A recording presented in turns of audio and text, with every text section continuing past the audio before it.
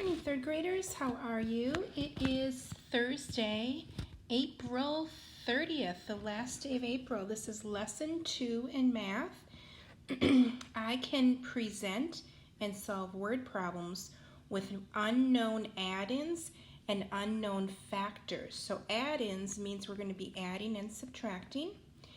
Factors tells us we're going to be doing multiplication and some division. And you know what word problems are, so you guys are going to do great at this.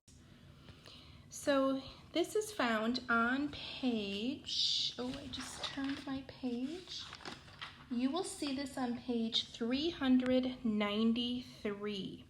It says solve unknown add-in word problems, so we know we're doing adding and subtracting on this page.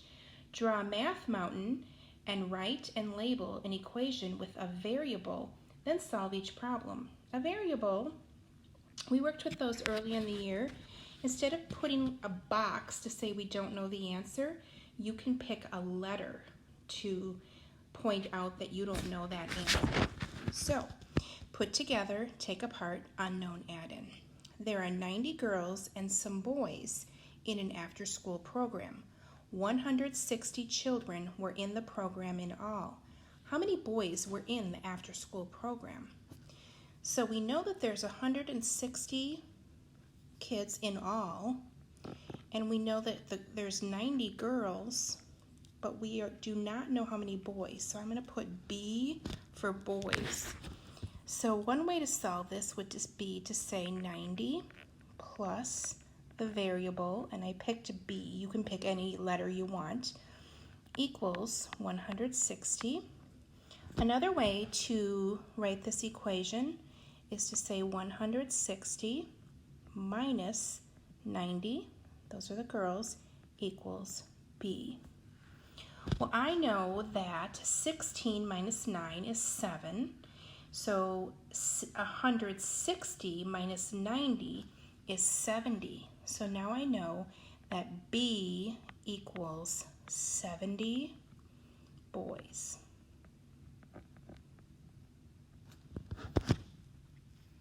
Okay, so number 2, another put together, take apart, unknown add-in. I'm going to let you solve number 2, show your work on the side. You can use a math mountain, and make sure you show a variable. I'm going to have you work on, let's see, number 2, 3, and 4 on your own. But why don't you listen to the rest of the lesson, and then you can do the work and go back to the Schoology course of math and check your answers.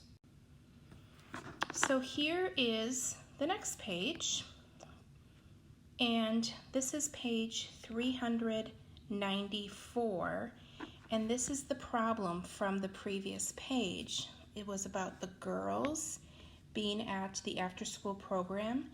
B stands for the boys, the unknown amount, and there were 160 children at the after-school program in all. So all you have to do is put your 70 in here. So I would like you to finish this page, and don't forget to answer these 2 questions at the bottom. So number 5 is just filling in that square. Number 6 is, how are these math tools alike? How are they different? So how is the math mountain alike and different? So one thing I think you could think about is on this one, the total is here. On this one, the total is in the first position. For this one, the total is in the last position, and here, the total is in the first position. Okay, moving on to page 395. I do want you to go back and finish those pages that you haven't done in your workbook. But the thing is, why don't you stay with the recording and then go back, or you can pause the recording and finish up as you go. Solve unknown factor word problems. So factors, a factor times a factor equals a product. So we know that these are going to be multiplication and division problems. Write an equation for each word problem. Use a variable to represent the unknown factor, then solve the problem. A toy maker has 36 boxes of toy trains to ship to 4 toy shops. Each shop will get the same number of boxes. How many boxes of toy trains will each shop get? So we know that there's going to be 4 different shops times, we don't know, how many boxes. I think I'm going to put a T there for train, equals 36. So if you know your 4s, you might have figured out that T equals 9. So there's going to be 9 boxes that will be shipped to each store. If you didn't know how to if you weren't sure about your multiplication or your division, you could think of it as an array. So there's 4 here, there's 36 in all. How many columns are there? 4. So in other words, 4 times what? And this is what we don't know, is 36.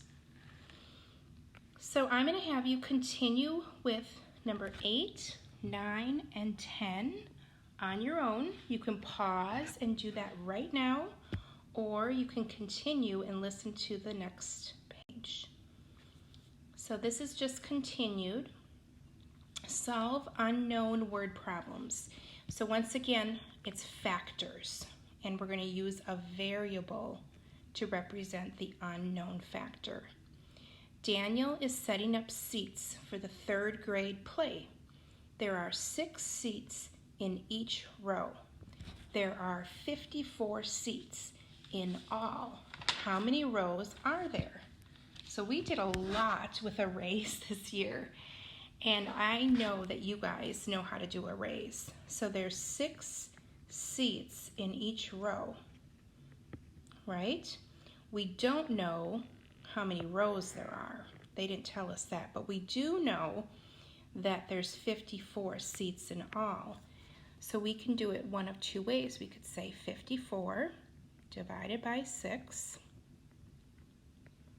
equals, and I'm going to put an S for seats, or you could say, oh, you know what, that S looks like a 5, doesn't it? I'm gonna have to make it a fancy S. Okay, or we could say 6 times a fancy S equals 54. And so S, there's my fancy S, equals, hopefully you thought it was 9 seats. Oh, I'm sorry, 9, no, it's 9 rows. Okay, so this should actually be an R. Okay, this should have been an R for rows because it is 9 rows. 1, 2, 3, 4, 5, 6, 7, 8, 9 rows. Okay, so hopefully you picked up on that before I did. This probably should have been an R. That stands for rows, but you know you can use any variable that you want. Okay, I would like you to finish number 12 and 13 and 14, and the check your understanding at the bottom of this page is optional. When you're finished, please go to the Schoology folder, check your answers, and work on the quiz.